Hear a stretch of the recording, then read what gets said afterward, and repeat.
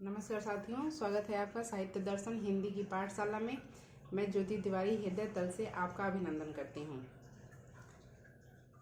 हिंदी साहित्य इतिहास लेखन की परंपरा में आज हम आचार्य हजारी प्रसाद द्विवेदी को पढ़ेंगे। इससे संबंधित हिंदी साहित्य इतिहास लेखन की परंपरा से संबंधित कई सारी वीडियो हमारी हो चुकी हैं। अगर आपको पिछली वीडियो देखनी है तो इस वीडियो के डिस्क्रिप्शन बॉक्स में उसका लिंक आपको मिल जाएगा। और अगर यह वीडियो आपको अच्छी लगे तो लाइक करिए, सब्सक्राइब करिए और ज़्यादा से ज़्यादा शेयर करिए। तो आज हम अपनी विषय वस्तु की तरफ चलते हैं। आज हम पढ़ेंगे आचार्य हजारी प्रसाद द्विवेदी के बारे में। आचार्य हजारी प्रसाद द्विवेदी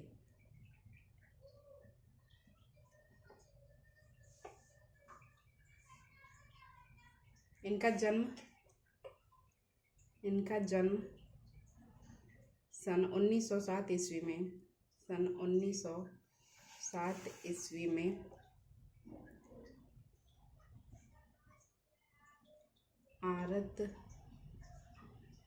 दुबे का छपरा बलिया उत्तर प्रदेश में हुआ था। अब आरत दुबे का छपरा क्या है? आरत दुबे का छपरा इनका गांव का नाम है, बलिया जिला है और राज्य है उत्तर प्रदेश। तो इनके गांव का नाम याद कर सकते हैं आप एक ट्रिक से कि आरती कौन करते हैं? पंडित जी यानी दुबे जी, और कहीं ना कहीं बैठकर छप्पर में। तो आरत दुबे का छपरा हुआ। दुबे यानी पंडित जी और दुबे से ही ये द्विवेदी भी बना हुआ है। तो आरत दुबे का छपरा मतलब पंडित जी आरती करते हैं छप्पर में बैठकर। तो इस प्रकार से ये एक ट्रिक है। इस प्रकार से आप इनके गांव का नाम याद कर सकते हैं।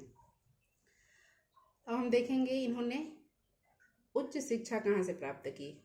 उच्च शिक्षा काशी हिंदू विश्वविद्यालय से। काशी हिंदू विश्वविद्यालय।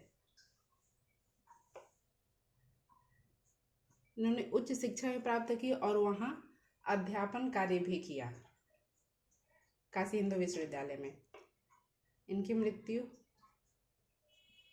सन 1979 ईस्वी कहाँ हुई थी? दिल्ली में।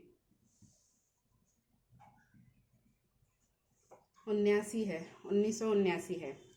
69, 79, 89 में बड़ा भ्रम रहता है। 1969, 1979, 1989 इसमें लोग भ्रमित रहते हैं। तो ये है।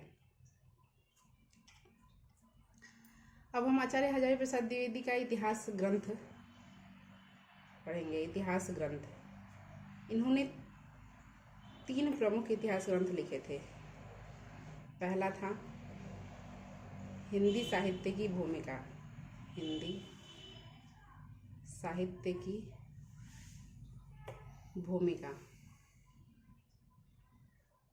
समय क्या था इसका? 1940 ईस्वी। दूसरा है हिंदी साहित्य उद्भव और विकास। हिंदी साहित्य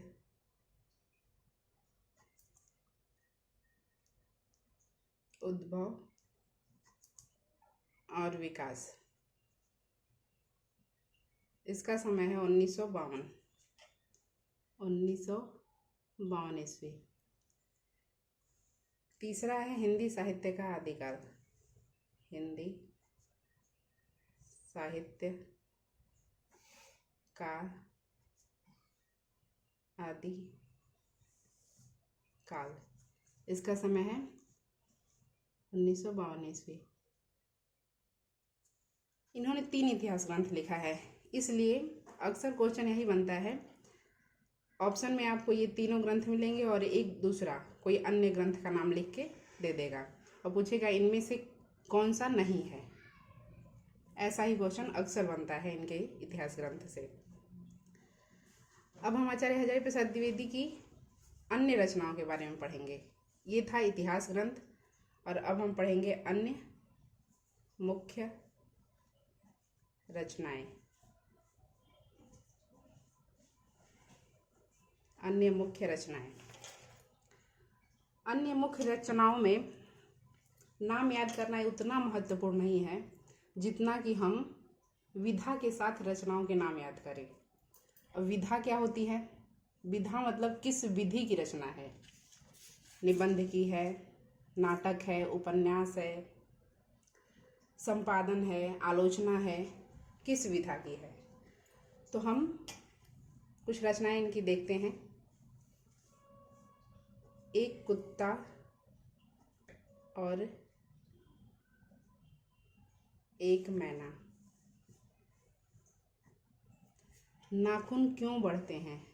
नाखून क्यों बढ़ते हैं। तीसरा है, क्या निराश हुआ जाए? क्या निराश हुआ जाए।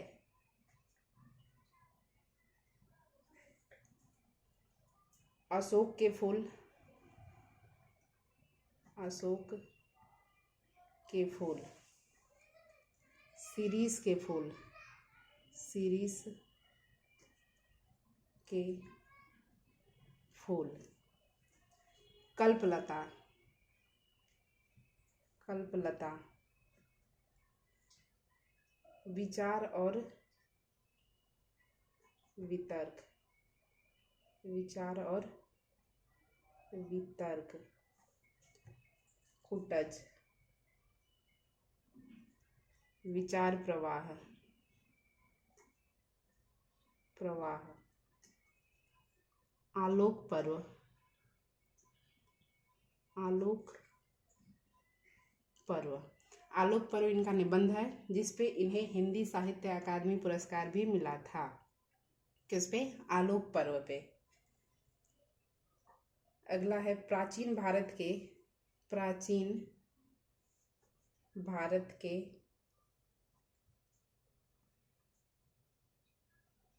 कलात्मक विनोद।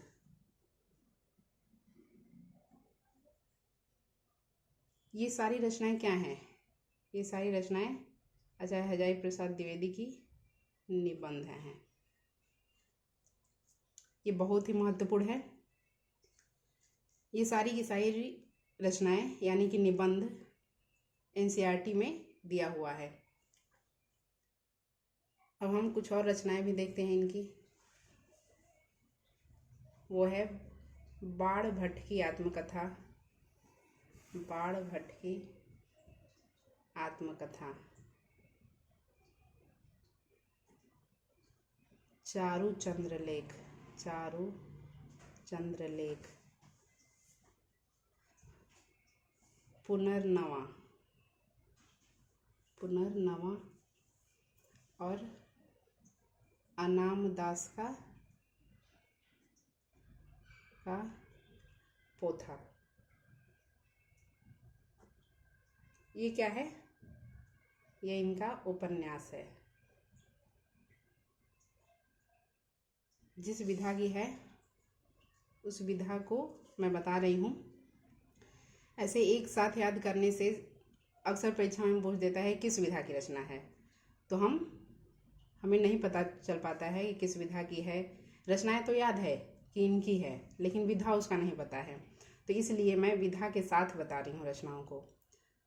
जैसे इनकी बाण भट्ट की आत्मकथा है, तो इसका नाम सुनने से लगता है कि ये आत्मकथा है, लेकिन ये क्या है? उपन्यास है, तो ध्यान रखिएगा। अब हम कुछ और रचनाएं देखते हैं इनकी। यह है सूर साहित्य, सूर साहित्य। कबीर। मध्यकालीन बोध का, मध्यकालीन बोध का स्वरूप। नाथ संप्रदाय, नाथ संप्रदाय। कालिदास की लालित्य योजना। ये क्या है? ये इनकी आलोचना है।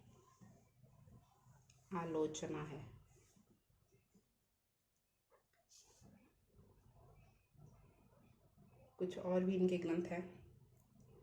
संदेश रासक,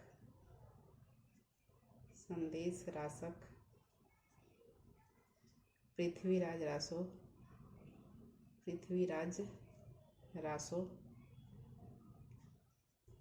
नाथ सिद्धों की बानियाँ।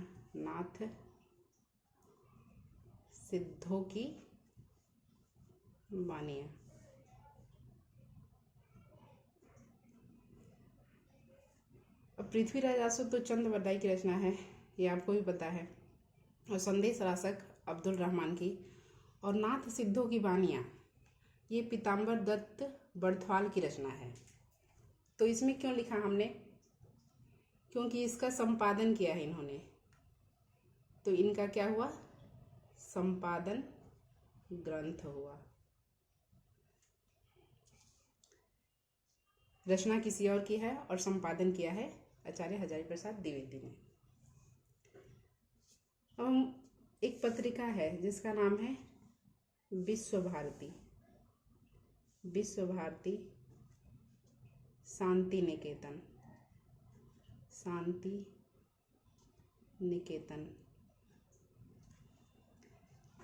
इस पत्रिका का संपादन इन्होंने किया है। इस पत्रिका का संपादन कार्य भी किया है। संपादन। शांति निकेतन एक जगह है पश्चिम बंगाल में, जहाँ के रविन्द्रनाथ टैगोर थे। तो उस शांति निकेतन नामक स्थान पे रविन्द्रनाथ टैगोर के पिताजी यानी देवेंद्रनाथ टैगोर ने विश्व भारती नाम से एक स्कूल खोला था, जो कि आज विश्व भारती विश्वविद्यालय है।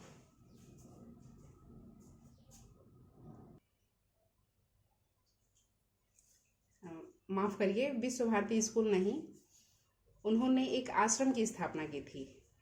देवेंद्रनाथ टैगोर ने शांति निकेतन नामक जगह पे एक आश्रम की स्थापना की थी, जो आगे चलकर विश्व भारती विश्वविद्यालय बन गया, और जिसको रविन्द्रनाथ टैगोर ने आगे बढ़ाया। और इस विश्व भारती विश्वविद्यालय को सन 1921 ईस्वी में मान्यता मिली थी। विश्वविद्यालय की, विश्व भारती विश्वविद्यालय को विश्वविद्यालय की मान्यता 1921 में मिली थी।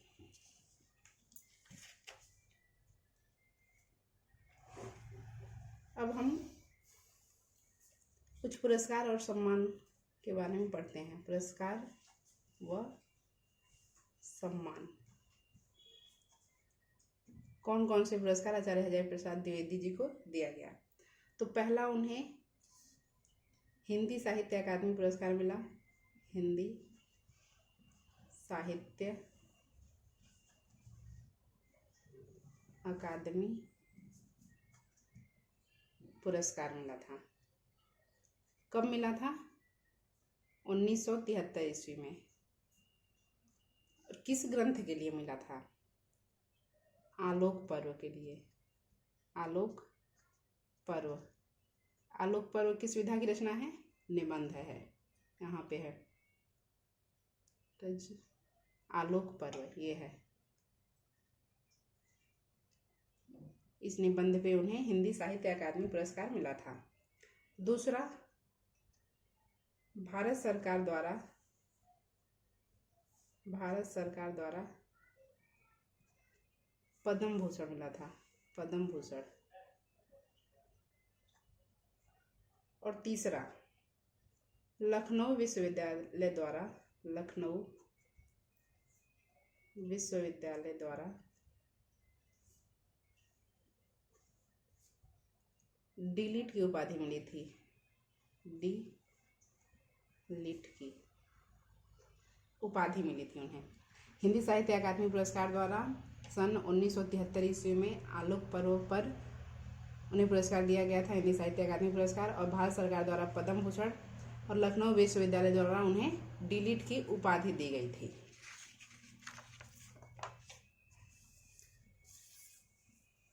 आचार्य हजारी प्रसाद द्विवेदी का एक कथन है जो बहुत ही महत्वपूर्ण है।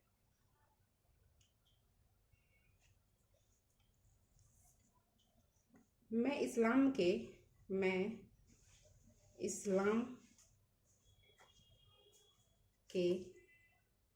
महत्व को भूल नहीं रहा हूँ,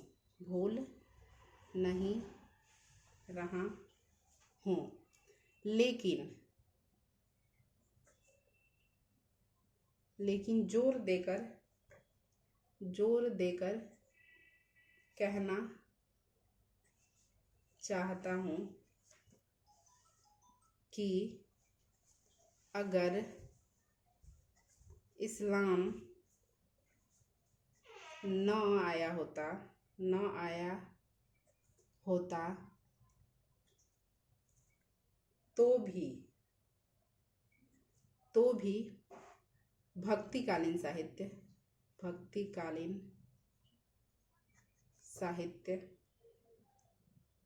का 12 आना वैसा ही होता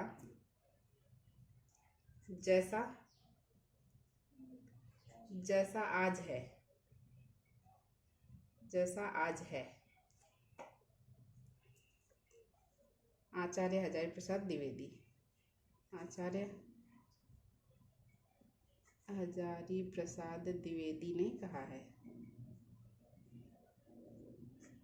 मैं इस्लाम के महत्व को भूल नहीं रहा हूँ, लेकिन जोर देकर कहना चाहता हूँ कि अगर इस्लाम न आया होता तो भी भक्तिकालीन साहित्य का 12 आना वैसा ही होता जैसा आज है। इन्होंने कहा है कि भक्ति काल का उद्भव इस्लाम की वजह से नहीं हुआ है।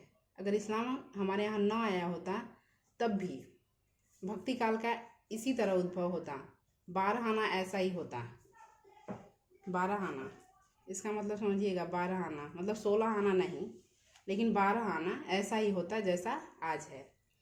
जैसे कि भक्ति काल का उद्भव जॉर्ज ग्रियर्सन ने माना है कि ईसाइयों की देन है।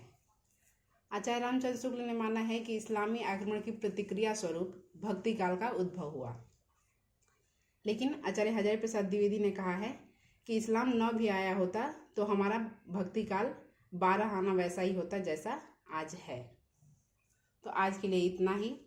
नए वीडियो में मिलते हैं हम नए टॉपिक के साथ। तब तक के लिए धन्यवाद।